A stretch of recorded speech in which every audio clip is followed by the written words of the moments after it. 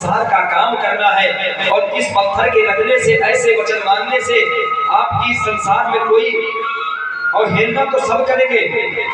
कि कई माँ ने कहा, राम तुम्हारे लिए मेरा कोई अपमान करे, चाहे सम्मान करे, चाहे जो बोले, मैं तुम्हारे लिए सारे घूंट पीने के लिए तैयार हूँ। बोले माँ तुम्हें विधवा भी होना पड़ सकता है, पति के लिए सबसे बड़ा क्या सुख है? पति सुख।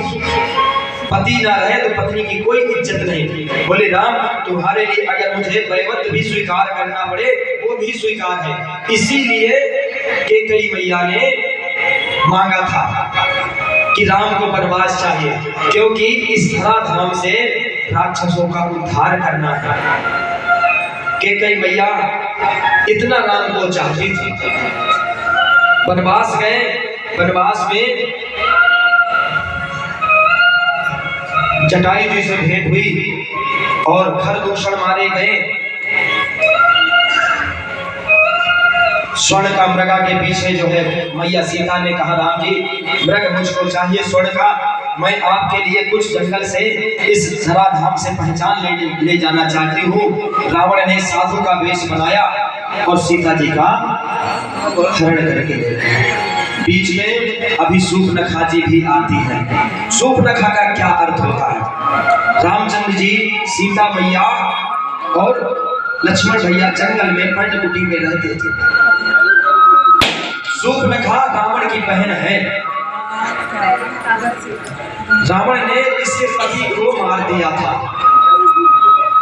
सूर्पनखा ने प्रण लिया कि मैं जब तक तुम्हारा सर्वनाश ना कर दूं तब तक मैं पीछे नहीं चलूंगी। कहते हैं काहे न अगला कर सके, काहे न समुद्र समाए, काहे न अग्नि जल सके, काहे न काले खाए। अबला स्त्री अगर चाह ले तो इस संसार में कोई ऐसी वस्तु नहीं या कोई ऐसा प्राणी नहीं कि जिसको बर्बाद न कर दे या फिर उसको आबाद न कर दे। स्त्री अगर चाह ले तो कितना भी गरीब हो उसको राजा भी बना सकती है, और स्त्री अगर चाह ले तो राजा को रोड पर गिरा सकती है। समुद्र में कोई भी वस्तु आप डाल दो, ऐसी कोई वस्तु नहीं जो समुद्र डुबा नहीं सकता।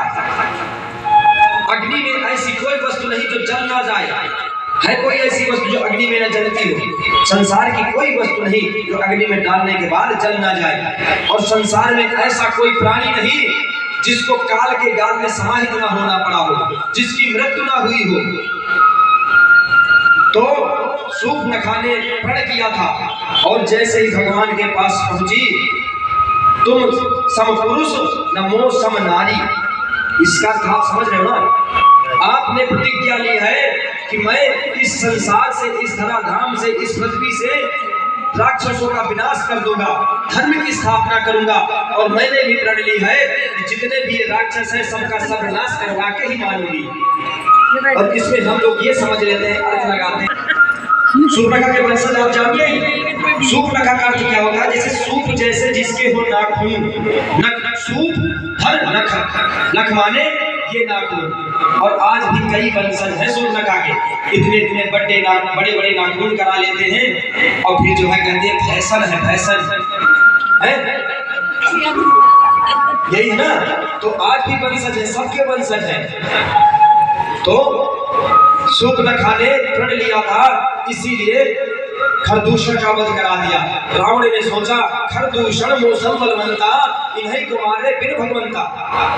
खरदूषण मेरे समान बलवान है और इन्हें बगैर भगवान के मार नहीं सकता। इसलिए रावण ने युक्ति लगाई और जो है सोचा कि अगर मैं अभी युद्ध करूंगा तो मेरा ही वध होगा, मेरा कुल क्या करेगा।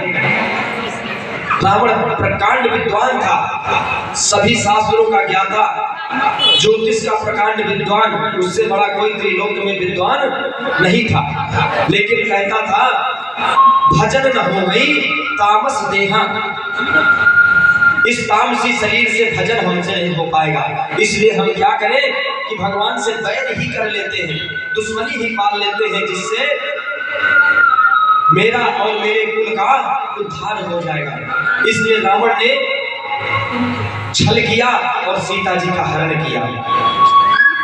भगवान सीता जी को ढूंढते ढूंढते कि जटायु से मिले, और जटायु ने बताया तो पंपापुर सरोवर के पास गए। इसके पहले शिवरी से मिले, शिवरी के भगवान ने बेर खाए। अब बेरों की बात आती है तो कहते हैं झूठा बेर, कहते हैं ना, भगवान ने शिवरी के झूठे बेर खाए थे। ऐसा नहीं है, शिवरी माँ ने बेर का जो वृक्ष होता है ना, उसमें देखा उन्होंने कि इस वृक्ष में कई सारे बेर लगे हैं, तो एक बेर चखा, और एक बेर से पता चल जाता है कि ये सभी मीठे होंगे। भाई किसी कुल में जाओ, किसी के घर जाओ माना, और उनके माता पिता का रहन सहन देख करके पता चल जाता है कि इनके बच्चे कैसे होंगे, या बच्चे का रहन सहन देख करके पता चल जाता है कि इनका खानदान और कुल कैसा हो।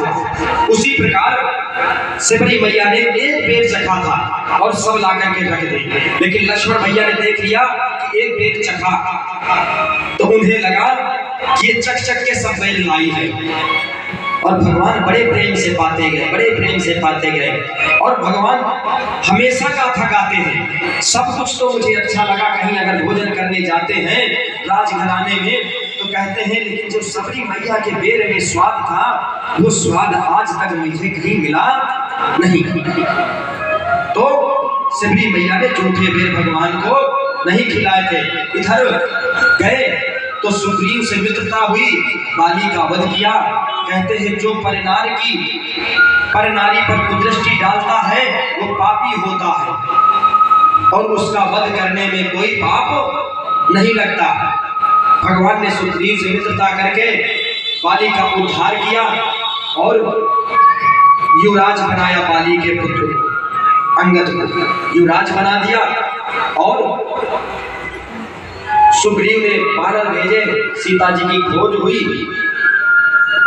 सीता जी की खोज से पहले हनुमान जी ने, सभी ने प्रणाम किया। हनुमान जी को भगवान ने एक अपनी रिंग अंगूठी दी, बोले जाना और सीता मैया से मेरा सब बातें बता देना। जब ये सभी लोग पहुंचे समुद्र के किनारे, समुद्र के किनारे जैसे ही पहुंचे तो जटायु का भाई वहां संपाति मिला। संपाति ने देखा कि आज तो बड़े भोजन की व्यवस्था हो गई, इतने सारे बानर आ गए।